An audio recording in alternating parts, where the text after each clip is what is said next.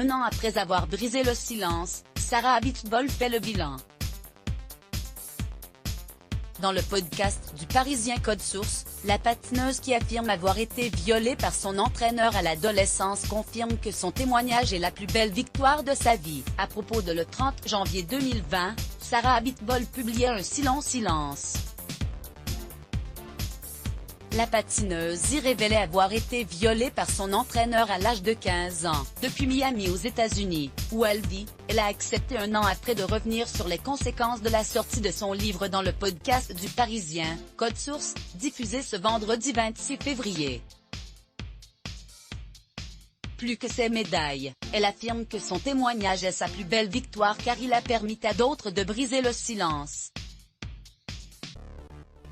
Le ministère des Sports a reçu vraiment beaucoup d'appels et à chaque fois les athlètes disaient « Si est grâce au témoignage de Sarah Abitbol qu'aujourd'hui on ose parler et on ose dénoncer. Quand je vois aujourd'hui le nombre de victimes qui parlent, je me dis que oui, c'est ma plus belle victoire », confirme la championne.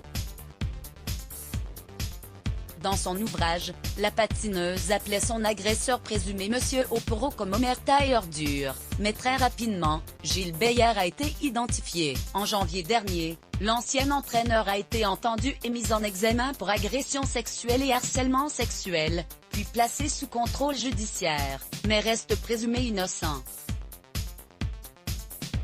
Il s'est excusé, mais j'excuse rien. Aujourd'hui, j'ai 45 ans et j'ai encore des séquelles. Non, je n'excuse rien, lance Sarah Abitbol. Cette libération de la parole a changé sa vie.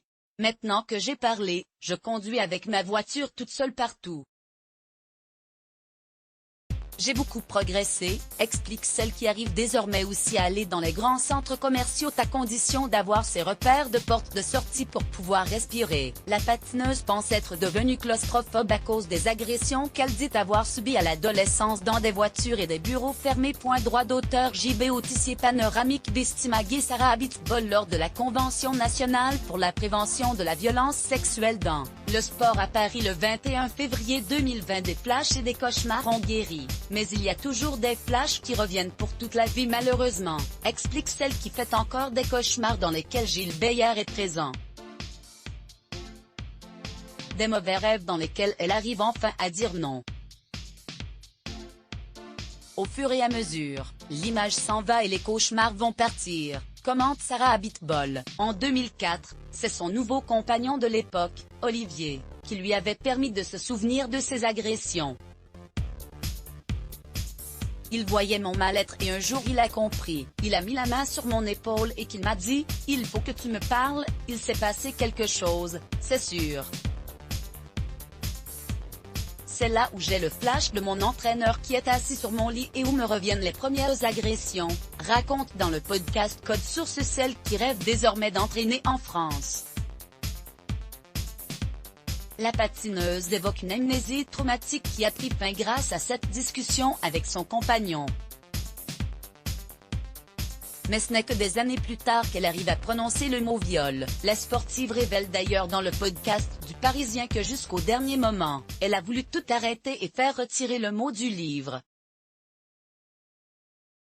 Sa psychologue a fini par la persuader de le laisser. C'est après avoir regardé en 2017 le téléfilm La Consolation, inspiré de l'histoire de Flavie Flament que Sarah Abitbol a échangé avec elle. Bouleversée par son histoire, l'animatrice l'a mise en contact avec une journaliste de l'Op et la maison d'édition de son livre Plomb. Choix courageux qu'elle est loin de regretter. Article écrit en collaboration avec 6 Medias Crédit Photo, JB Autissier Panoramique Bestimage Let's Block ADS. Why?